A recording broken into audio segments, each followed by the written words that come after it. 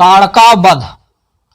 स्त्री के रूप में ताड़का एक घोर पाप है और पाप को नष्ट करने में कोई पाप नहीं होता।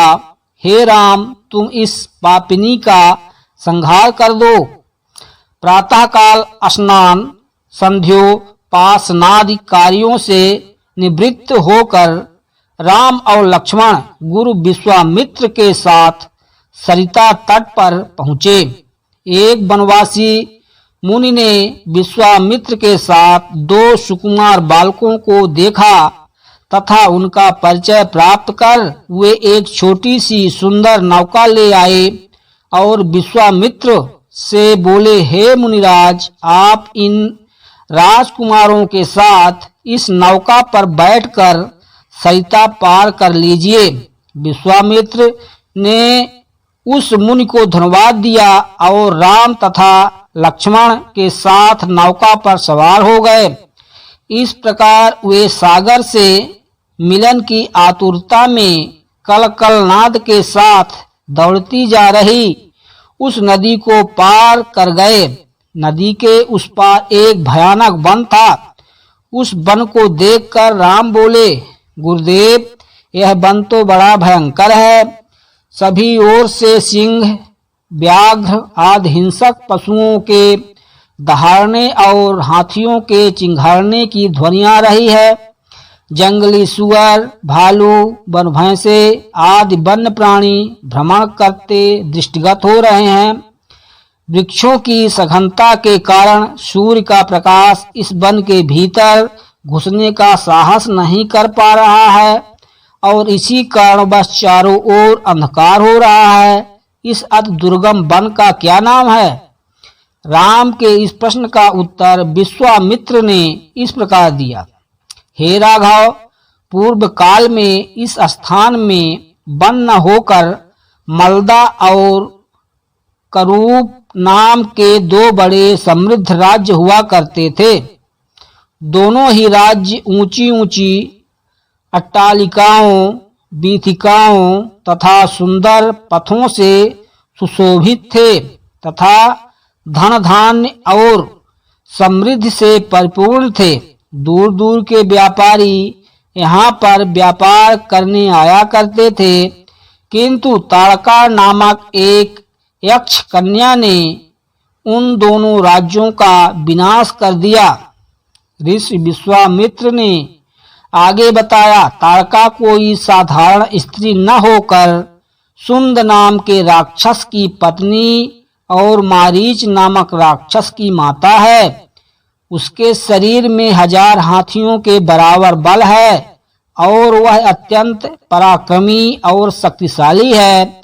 इस प्रदेश को नष्ट करने के पश्चात ताड़का ने अपने पुत्र मारीच के साथ मिलकर यहाँ के समस्त निवासियों को मार कर खा डाला। आप उनके भय से यहाँ 2-2 कोस दूर तक किसी मनुष्य की परछाई भी दिखाई नहीं देती। भूलवश यदि कोई यहाँ आ भी जाए तो जीवित नहीं लौट पाता। उसी ताड़का का संहार करने के लिए ही मैं तुम्हें यहाँ लाया हूँ।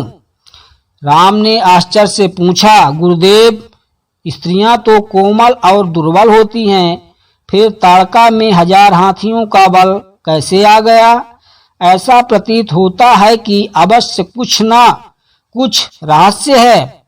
विश्वामित्र बोले, वत्स, तुम्हारा कथन सत्य है और वास्तव में इसके पीछे एक रहस्य है। सुकेतु नाम का एक अत्यंत बलवान यक्ष था।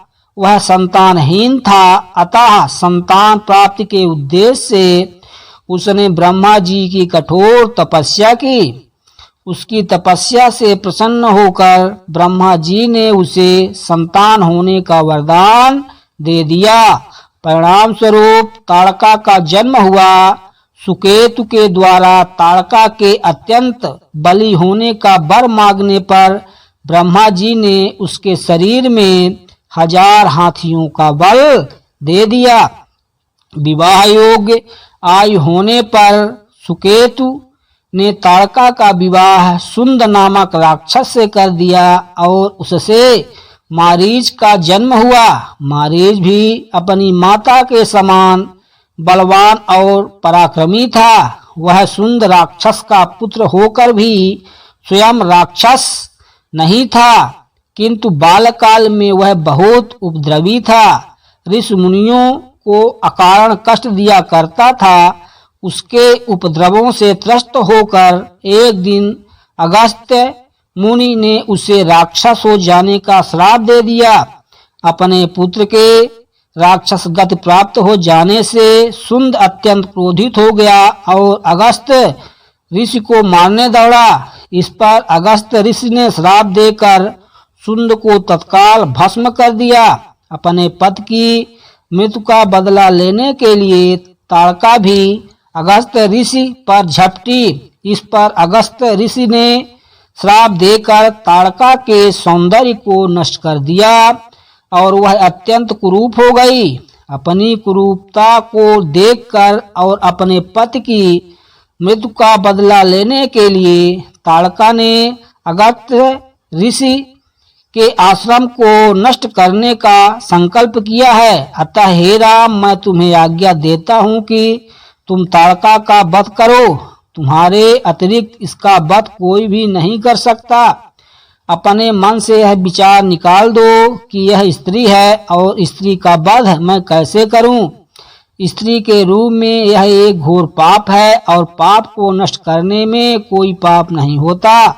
समस्त संशय को त्याग कर मेरी आज्ञा से तुम इस पापिनी का संहार कर दो। राम ने कहा, गुरुदेव, आपकी आज्ञा मुझे शिरोधार्य है। समस्त मानवों के कल्याण के लिए मैं अवश्य ही ताड़का का वध करूंगा। इतना कहकर राम ने अपने धनुष पर बाण रखकर उसकी प्रत्यंचा को कान तक खींचकर भयंकर टंकार किया। टंकार से उत्पन्न ध्वनि से समस्त वन प्रांत गुंजायमान हो उठा। वन्य प्राणी भयभीत होकर इधर उधर भागने लगे।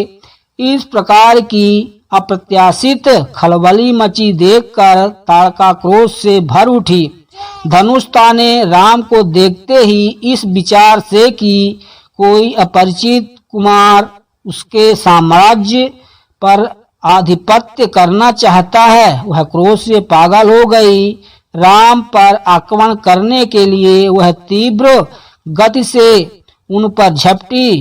ताड़का को अपनी ओर आते देखकर राम ने लक्ष्मण से कहा, हे सौमित्र, ताड़ के वृक्ष जैसी विशाल और विकराल मुख वाली इस राक्षसी का शरीर कितना कुरूप है। इसकी मुख मुद्रा देखकर ही प्रतीत होता है कि यह बड़ी हिंसक है और निरीह प्राणियों की हत्या करके उनका रक्तपान करने में इसे बहुत आनंद आता होगा। तुम एक तरफ सावधान होकर खड़े हो जाओ और देखो कि कैसे इसे मैं अभी यमलोक भेजता हूँ। विकराल देह धारणी ताड़का अपने बड़े बड़े दांत चमकाती भुजाओं को फैलाते हुए द्रुतगामी बिजली की तरह राम और लक्ष्मण पर अत्यंत तीव्रता के साथ झपटी। राम इस भयंकर आक्रमण के लिए पहले से ही तत्पर थे। उन्होंने तीक्ष्ण बाण चलाकर उसके हृदय को छलनी कर दिया। उसके वक्ष स्थल से गर्म गर्म रक्त की धारा प्रवाहित हो उठी। वह आक्रमण करने के लिए पुनः टूट पड़े। इससे से पूर्व ही राम ने एक और बाण चला दिया जो सीधे उसके वक्ष में जाकर लगा। वह पीड़ा से चीखती हुई चक्कर खाकर भूमि पर गिर पड़ी और अगले ही क्षण उसके प्राण पखेरु उड़ गए। राम के इस रण कौशल और ताड़का की मृत्यु से ऋषि विश्वामित्र अत्यंत प्रसन्न हुए। उनके मुख से रामचंद्र के लिए आशीर्य वचन निकलने लगे। गुरु की आज्ञा से वहीं पर सभी ने रात्रि व्यतीत किया। प्रातः काल उन्होंने देखा कि ताड़का के आतंक से मुक्ति पा जाने के कारण उस वन की भयंकरता और विकरालता समाप्त हो चुकी है। कुछ समय तक उस वन की शोभा निहारने के उपरांत स्नान पूजन से निवृत्त हो कर वे महर्षि विश्वामित्र के आश्रम की ओर चल पड़े।